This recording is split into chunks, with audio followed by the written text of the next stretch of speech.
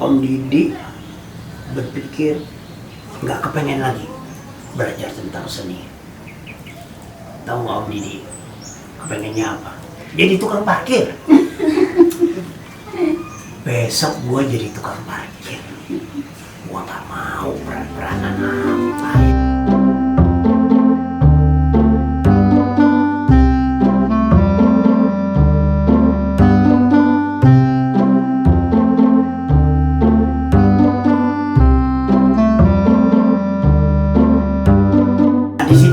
Disitulah Om Didi terdamparnya zaman remaja itu. Om Didi berkegiatan yang tadi Om Didi cerita betapa susahnya untuk terlibat, untuk ikut latihan pun kayaknya susah amat gitu ya, karena memang mereka lihat betul gitu loh sejauh apa keinginan kita untuk belajar seni peran. Nah kan pada penasaran? Itu tandanya kalian bersedia mendengarkan ceritaku. Tapi tunggu dulu. Untuk mendengarkan ceritaku kali ini dibutuhkan kesabaran. Kenapa coba? Kamu tahu? Atau kamu yang lagi ngelamun, kamu tahu? Kamu nggak tahu apa yang aku ngomongin dari tadi? Gimana sih, kamu kan tadi duduk terus dengerin cerita aku. Karena modal Om Didi udah bisa memahami bagaimana menyampaikan dialog pada saat itu ya, udah mengenal bagaimana sebetulnya power suara, bagaimana artikulasi, bagaimana emosi. Ketika Om Didi diminta untuk memainkan sebuah peran di dalam sandiwara radio pada saat itu, karena karakter suara Om Didi pada saat itu ternyata juga oke gitu. Pada saat itu Om Didi diminta untuk jadi ada peran-peran yang ya peran-peran lewat lah pada saat itu. Tapi continue.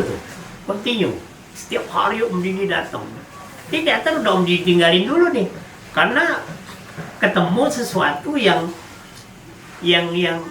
tadi Om Didi bilang gitu, nggak mikir mau kemana, tiba-tiba dipertemukan sesuatu yang menarik ya, sampai akhirnya Om Didi itu di sandiwara radio setiap minggu dapat uang itu, sampai dilupakanlah ini yang namanya teater yang pada saat itu kalau dengar dari penggiat-penggiat sebelumnya gitu ya, apalagi seniman-seniman pada saat itu gitu kan, jangankan mau keren apa segala macam, makan aja susah gitu kan, mandi aja nggak pernah gitu, gitu. Merokok aja tuh, kalau merokok sebatang tuh aduh kayaknya tuh zaman itu tuh ngelihat mereka yang di atas Om Didi ya, waduh nikmatnya ngerokok itu benar-benar gitu kan. Nah itu yang kemudian Om Didi berpikir, gua nggak pengen begitu gua harus gitu kan, gua harus bagaimana caranya yang mulai berpikir tentang kebutuhan ya. Nah dapatnya tuh di sandiwara radio. Lama bergelut di sandiwara radio gitu ya. Sandiwara radio, suatu hari Om Didi sakit karena kecapean, karena zamannya Sang Sepuh itu dulu diundang ke daerah-daerah tuh. Diundang ke daerah-daerah di Banten, Serang, itu kalau udah dengar nama Ferry Fadli itu yang jadi Brahma Kembara itu, waduh satu kampung tuh datang ke panggung tuh, wah gitu. Ya kita walaupun jadi pengawal ya jadi kena imbas-imbas juga kan gitu.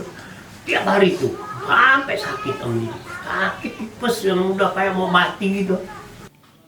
Kalau aku boleh ngomong, aku pasti bakalan cerita semua hal yang berkaitan sama hidup aku. Kenapa coba? Ya karena emang hidup aku itu rumit banget, bahkan ribet banget.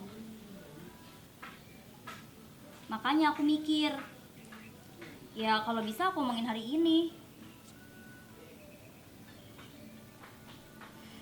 Ya setidaknya kan bisa bikin aku lega. Tapi kira-kira siapa yang bersedia dengerin cerita aku? Wah, berteater lagi ya di teman-teman teater itu dibilang, waduh gitu lo udah miskin aja gitu, lo main teater lagi gitu kan, beneran duit. Lah gue bilang ya memang begitu gitu ya, bukan apa-apa ya, karena memang pada saat itu memang susah mendapatkan uang dari dunia kesenian. Nah begitu masuk berteater lagi, total lagi tuh.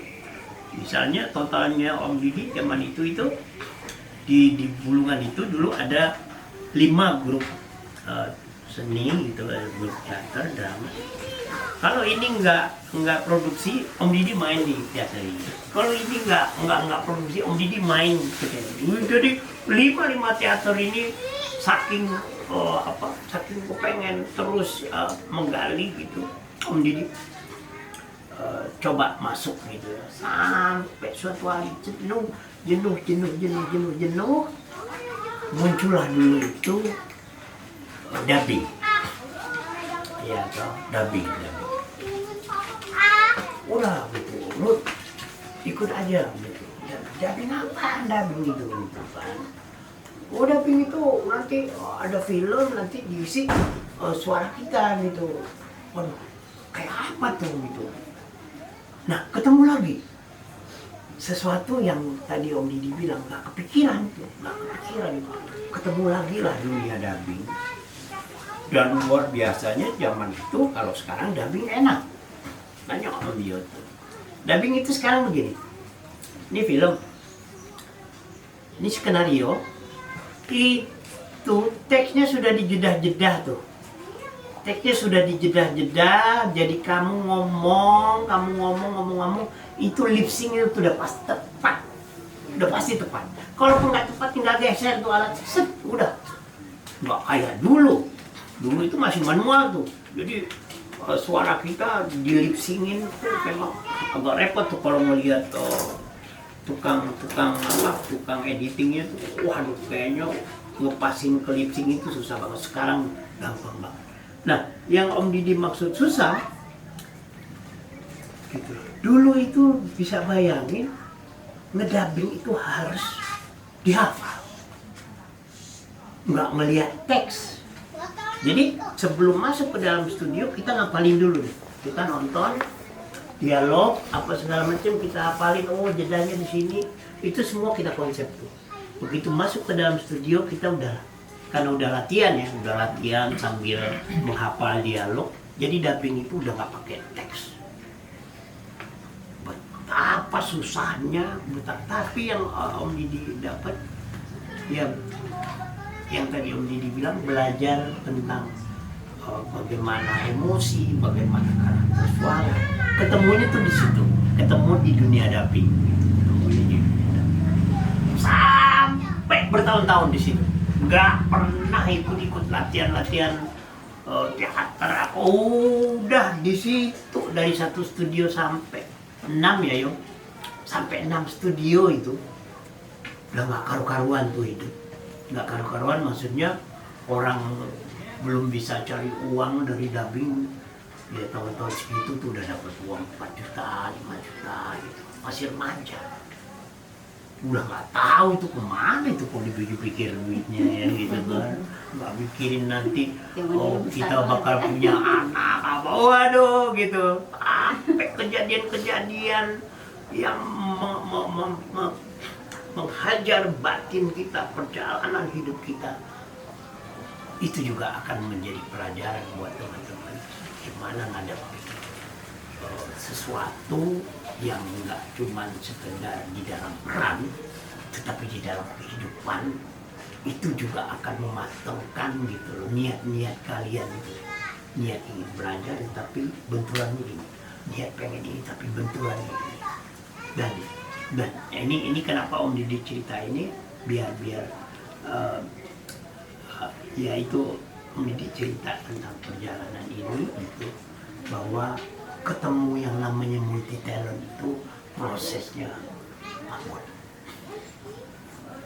Sampai kemudian dubbing itu tiba-tiba di-cut oleh pemerintah karena sinetron-sinetron kita nggak laku. Nggak ada yang nonton, ya kan Pak? Orang ibu-ibu rumah tangga itu udah jam 10 tuh udah nontonnya Maria Mercedes, Cassandra. Wah mententeng udah nggak ada itu, masakan nanti aja udah tutup, habis itu baru. Dan itu seluruh Indonesia. Ya, Dari kantor aja kita lari kalau sudah jamnya pulang ke rumah. Ampun, sampai datang itu si Cassandranya. Iya, Sampai begitu-gitu kita yang ngisi suaranya juga jadi keimbas ngetop kan gara-gara itu. Masih ingat Alfonso nggak tuh? Tokohnya Alfonso ya ini. Zaman kakeknya Cassandra. Iya. Jadi itu sampai akhirnya yang tadi Om Didi bilang dubbing tiba-tiba berhenti, gembel lagi kan, artinya gembel mau kemana lagi, itu berteater lagi. Pengen dengerin cerita gua kan. Nah tapi kalau lu semua mau cerita, maksud gua pengen dengerin cerita gua, butuh kesabaran. Sebab apa ayo? Ayo, sebab apa? Lah, pada nggak tahu. Cara nggak sadar juga, tiba-tiba ada produser yang nawarin Om Didi nyanyi. Wah, mau nggak rekaman? Bos, tahu dari mana kalau saya bisa nyanyi? Rezeki itu. Iya Mbak. Ya karena saya bergaul dengan pemusik-pemusik dan zaman itu pemusik-pemusiknya bukan pemusik yang ecek-ecek. Iya. Iwan Fals, Iya. Salam Jago gitu kan. Ada lagi Andi Liani, Iya, gitu kan. semua. Oh semua di Bulungan itu kumpulan seniman-seniman film, teater, musik itu zaman itu ya, zaman itu. Nah, beruntunglah Om Didi berada di dalam lingkungan itu sehingga, nah gitu-gitu. Ditawarin musik.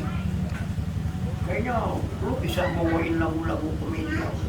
Dan itu Om Didi jalanin sampai rekaman yang zaman itu susah untuk dapat produser itu, tiba-tiba kita ditawarin sampai bikin album, sampai tayang di seluruh stasiun pada saat itu, sampai diundang main dulu tuh ada tuh di Indosiar itu acara Dangdut Ria, ya, Dangdut Ria itu dulu. Oh, udah setiap minggu itu Om Didi aku syuting, kadang-kadang pakai pakaian selam nyanyi, "Au tanggal tua tuh, tersalah oh gitu." Lagian kamu ngapain sih ada di ruangan ini, tapi badan kamu di ruangan ini, hati sama pikiran kamu nggak tahu kemana. Bikin kesel tau nggak sih? Coba kalau kamu yang digituin, pasti kamu juga kesel kan? Makanya jadi orang tuh harus pekaan, jangan mau. Jadi orang tuh makanya tuh harus pekaan, jangan mau ngertiin orang lain tapi nggak mau ngertiin orang lain. Jenuh Om Didi berkesenian. Di usia zaman itu umur 35 tahun, belum merit itu, 35 tahun, Om Didi berpikir nggak kepengen lagi belajar tentang seni. Tahu nggak Om Didi kepengennya apa? Jadi tukang parkir. Besok gue jadi tukang parkir. Gue nggak mau peranan apa. Sinetron, dubbing apa, udah semua dirasain kan. Ternyata realitas hidup juga nggak bisa menjamin ya pada saat itu. Sementara ngeliat tukang parkir kalau udah siang-siang itu udah ngitungin duit ratusan ribu gitu ya, namanya Blok M kan parkiran ratusan ribu. Oh asik juga nih kita tukang parkir lah gitu kan. Wah ini tinggal mengubah peran jadi tukang parkir aja, terus gini-gini aja, udah gitu-gitu aja udah pikiran saya itu. Nah besok saya mau jadi tukang parkir, sore, nanti sore saya niat untuk nonton teater terakhir. Besok saya mau jadi tukang parkir. Saya ingat banget itu Mbak. Saya dari Blok M itu naik Patas P18. Itu turunnya di Pasar Baru depan gedung kesenian itu, dekat kantor pos itu. Saya naik tuh habis maghrib P18, turun di Pasar Baru, niat nonton pertunjukan teater di gedung kesenian. Duit cuma 20.000. Tiketnya kalau nggak salah 30.000 tahun-tahun 99. 30.000 tiket. Kurang duitnya. Waduh, nggak jadi nonton kan? Dan tiketnya juga katanya udah habis. Duduklah akhirnya Om Didi di tangga gedung itu. Bukan mikirin nggak jadi nontonnya, mikirin ntar pulang gimana ya. Itu udah malam nggak ada angkutan gitu kan, cukup nggak deh gitu uang gitu. Disitulah Om Didi ketemu mbak-mbak yang turun dari taksi, agak lari gitu, agak lari naik tangga itu. Pas Om Didi duduk di depan dia sambil dia lari itu, dan dia bilang, Didi Hasim ya? Loh, Mbak, kenal saya di mana? Saya pernah nonton pertunjukan kamu. Oh iya, Mbak ini wartawan atau apa? Oh kamu nggak nonton? Iya Mbak, duitnya kurang. Ayo nonton, ayo. Sampai saya itu dipegang, dia keluarin tiket yang ada di dalam tasnya, masuk ke dalam gedung.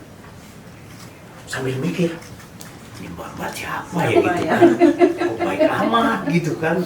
Ambil, saya nggak konsentrasi nonton Mbak, saya mikirin Mbaknya aja. Ini orang kok kenal gua gitu kan, luar biasa juga gitu. Begitu selesai pertunjukan itu, Om Didi ngintilin dia aja tuh, ngintilin, berharap pulang bareng gitu kan. Udah nggak ada uang gitu, nggak ada uang, pulang bareng nih kayaknya, waduh gimana. Sampai dia kaget gitu, loh, Dik, kamu belum pulang Dik? Belum Pak. Kamu pulangnya kemana? Saya ke Blok M Pak. Oh kebetulan, dia bilang, saya pulangnya di Jalan Wijaya, Damawang Sari. Tapi naik taksi nggak apa-apa. Wah nggak apa Mbak. Lari Mbak, saya dengerin dia ngobrol sama temennya, saya lari ngambil taksi, saya masukin ke dalam gedung gitu. Saya bilang Mbak itu taksinya udah ada Mbak. Oh iya udah. Dia pamitan ke temannya, gitu. Saya duduk di depan, dia duduk di belakang. Jalanlah taksi menuju ke Blok M. Nah di situ dia ngobrol, kamu kegiatannya apa sekarang? Gitu. Waduh Mbak, saya ini terakhir Mbak, saya ini nonton teater ini. Saya besok mau jadi tukang parkir. Loh kenapa gitu kan? Nah akhirnya Om Didi cerita, ya saya ini udah hampir 15 tahun Mbak, saya berteater. Cuman ya ini latihan berbulan-bulan, ya kan rugi waktu, rugi tenaga, nggak dapat uang gitu kan. Jadi saya jenuh, saya pengen jadi tukang parkir. Ketawa itu Ibu Restu. Waduh, gitu pasti. Maunya gimana kan tuh. Saya pengen ya kita kalau latihan teater, curhat saya akhirnya di dalam taksi itu. Saya pengen latihan itu main itu yang nggak cuma di Taman Ismail Marzuki atau main di gedung kesenian.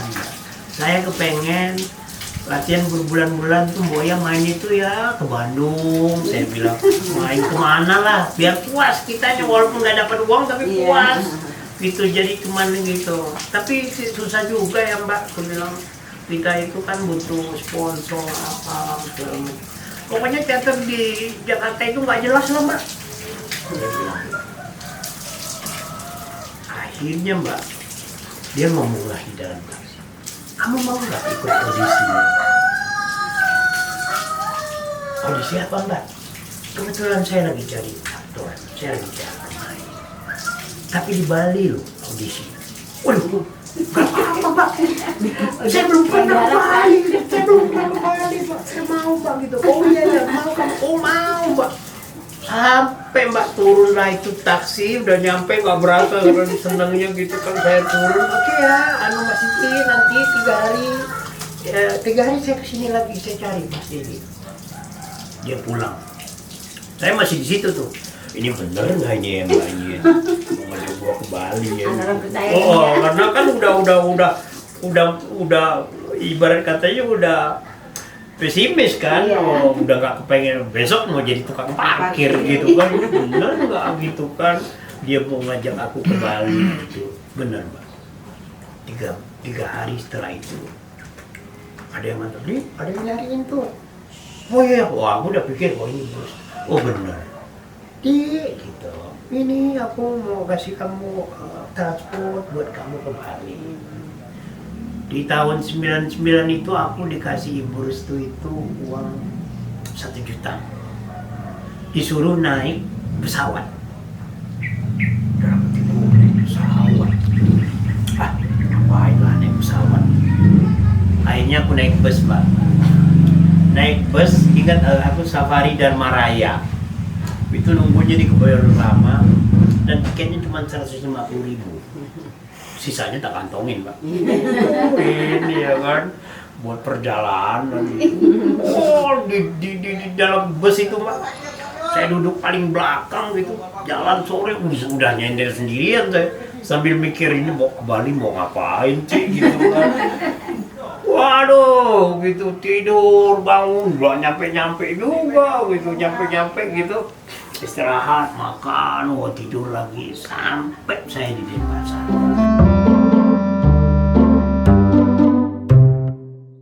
Halo guys, jadi hari ini aku tuh lagi ada di Ciliwung. Aku lagi ada di Padepokan Ciliwung. Jadi hari ini aku itu abis diajarin sama Om Didi, kayak diajarin semacam drama gitu. Terus di situ tempatnya kayak enak banget lah pokoknya. Terus di situ ada sungai tuh. Kalian bisa lihat guys, di sini tuh ada sungai gitu, ada ikannya lompat-lompat. Pokoknya ya keren banget lah di sini tempatnya. Ini tempat paling nyaman buat acting gitu, belajar drama gitu. Terus Om Didi juga orangnya baik banget. Aku suka diajarin Om Didi. Apa yang kamu dapat dari Om Didi? Aku belajar dari dia kalau apa? Kalau perjuangan itu nggak akan mengkhianati hasil. Kalau perjuangan nggak akan mengkhianati hasil, karena kalau kita berjuangnya kayak bersungguh-sungguh ya nggak bakalan mengkhianati hasil gitu ya, pokoknya gitulah.